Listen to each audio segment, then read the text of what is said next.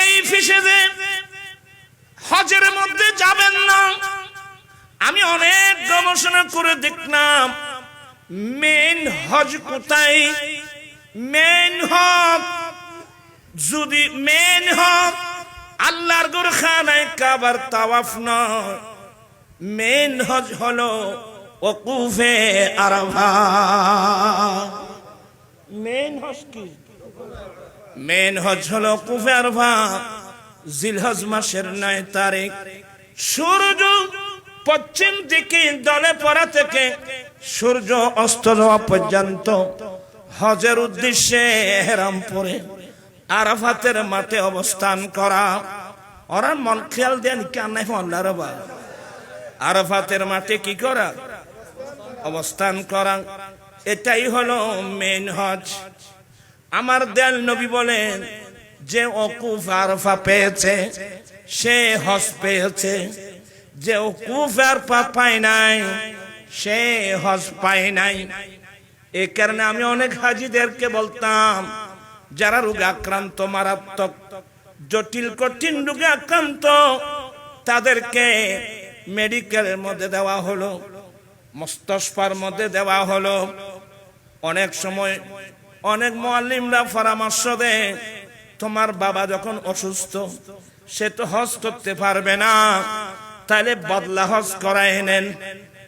আমি কয়েকজনকে বললাম না না, বদলা হজ করানোর দরকার নাই, সে তো হজের ইহরাম পরে মক্কায় মুআজ্জামায় এসেছেন। আপনারা কি বিরক্ত হচ্ছেন? আমি পরামর্শ দেব সেই যত বড় জটিল কঠিন রোগী হোক তারকে ইহরামের কাপড় পরাই নিয়ত করাই। ওই মুআল্লিমদেরকে বলবা মুআল্লিম সাহেব আমার আব্বা জটিল কঠিন রোগাক্রান্ত, আমার আব্বাকে একটা মেডিকেলে দেওয়া হলো। আমি বিনয়ের সাথে বলছি আমার আব্বাকে অন্য মেডিকেল থেকে ট্রান্সফার করে আরাফাতের এরিয়ার মধ্যে যে হসপিটাল আছে আমার আব্বাকে আর আরাফাতের এরিয়ার মধ্যে যে কোনো হসপিটালে স্থানান্তর করা হোক। আপনার আব্বা যদি আরাফাতের এরিয়ার ভিতর কোন একটা হসপিটালে যদি চিকিৎসায় থাকে, ইহরামের নিয়ত পরে যদি ওখানে থাকে, আপনার বাবার হজ আদায় হয়ে যাবে। বুঝছেন এগুলো? আমি কি জন্য আনলাম জিনিসটা?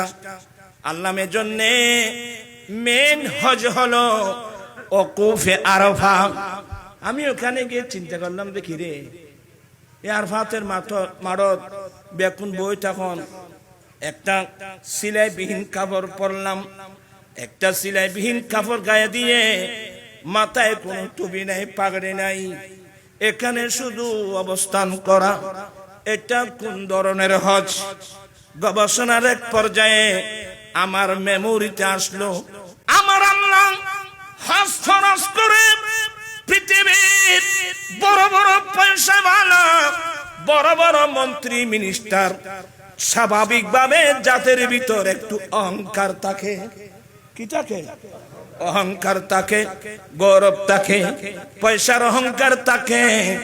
এ হাজিদেরকে, এ বড় বড় মন্ত্রী মিনিস্টার, এদেরকে হাজি বানায়, ইহরামের কাপড় ভরায়, নিয়ে গেল আরাফাতের মাঠে একসঙ্গে। কি মানি এক সময় সাদা কালার পার্থক্য ছিল, আমার আল্লাহ কি কত সুন্দর পদ্ধতিতে সবাইকে এক জায়গায় এনে দিয়েছেন।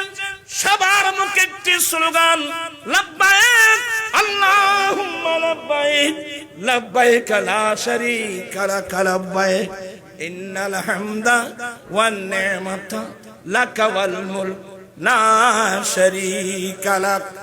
আপনি যখন আরাফাতের মাঠে যাবেন, লাখপতি, কোটিপতি, আফ্রিকার মানুষ, এশিয়ার মানুষ, সাউথ আফ্রিকার মানুষ, আমেরিকার মানুষ, কালো মানুষ, সাদা মানুষ, শ্যামলা হেংলা পাতলা, সবাইকে এক জায়গায় নিয়ে আল্লাহ জমা করে দিয়েছেন।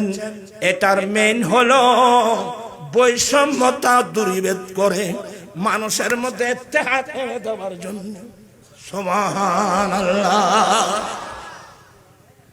আমাদের মধ্যে সে পার্থক্য, আল্লাহর ঘরের মসজিদে যান, ওখানে কোনো বৈষম্যতা নাই। নামাজে যান, বৈষম্যতা নাই। রোজায় যান, বৈষম্যতা নাই। হজে যান, বৈষম্যতা নাই। আমার নবী আরফাতের মাঠে দাঁড়িয়ে এই বক্তব্য দিয়েছিলেন, লা ফাদিলাতাল আরবি আলাল আজমি ওয়ালাল আজমি আলাল আরবি ওয়ালাল আহমার আলাল আসওয়াদ ওয়ালাল আসওয়াদ আলাল আহমার ইল্লা বিতাকওয়াল্লাহি আযজা ওয়া জাল্লা। ও আমার উম্মত, অনারবীদের উপর আরবীদের কোনো মর্যাদা নাই। আরবী মানুষের উপর অনারবীদের কোনো মর্যাদা নাই। কালো মানুষের উপর সাদা মানুষের কোনো মর্যাদা নাই। সাদা মানুষের উপর কালো মানুষের কোনো মর্যাদা নাই। সারা পৃথিবীর মুমিন মুসলমান, সাদা হোক কালা হোক, হ্যাংলা হোক পাতলা হোক, কোটিপতি হাজারপতি হোক, সারা পৃথিবীর মুসলমান এক সমান। তবে একে অপরের উপর প্রাধান্য নেওয়ার একটি মাত্র মাপকাঠি, ওই মাপকাঠির নাম তাকওয়া। আল্লাহু আকবার।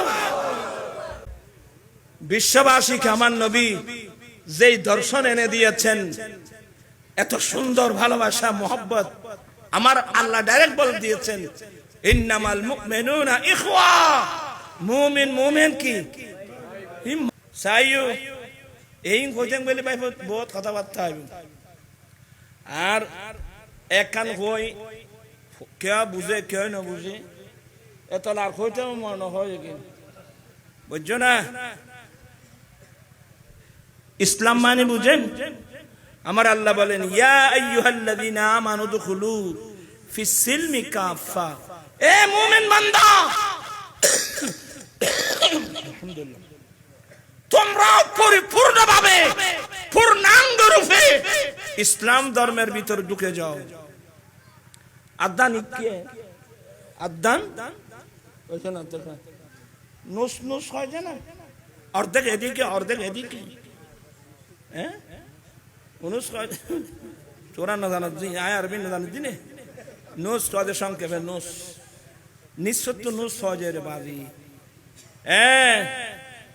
এ মুমিন বান্দা, তোমরা পরিপূর্ণভাবে ইসলামের মধ্যে কি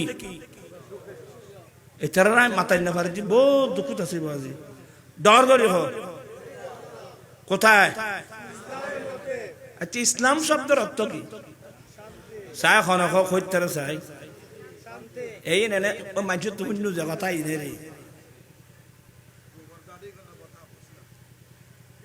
আল ইসলাম গর্দন নেহাদত বাতাত।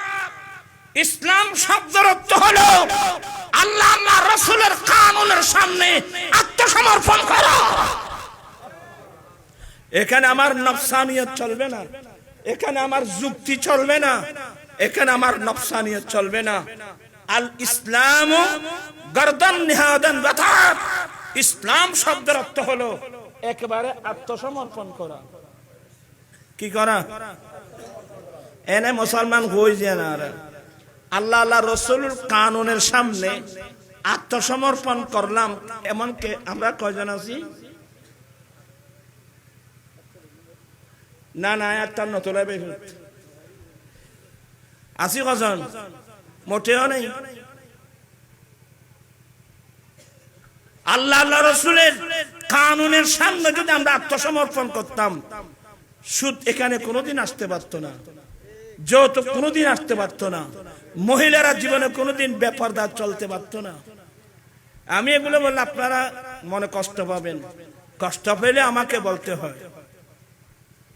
আমার ভাইরা, যেদিন আমরা কলমা পড়েছি লা ইলাহা ইল্লাল্লাহু মুহাম্মাদুর রাসূলুল্লাহ, আল্লাহ ছাড়া কোনো ইলাহ নাই, আল্লাহ ছাড়া কোনো মাবুদ নাই, মুহাম্মদ সাল্লাল্লাহু আলাইহি সাল্লাম আল্লাহরই প্রেরিত। এই কলমা যেদিন পড়লাম, এই কলমা পড়ার পরে তার মানে আমি আত্মসমর্পণ করে দিলাম। ওদিন থেকে মৃত্যুর আগ পর্যন্ত আমি আল্লাহ আল্লাহ রসুলের আদেশ নিষেধ মোতাবেক চলতে হবে।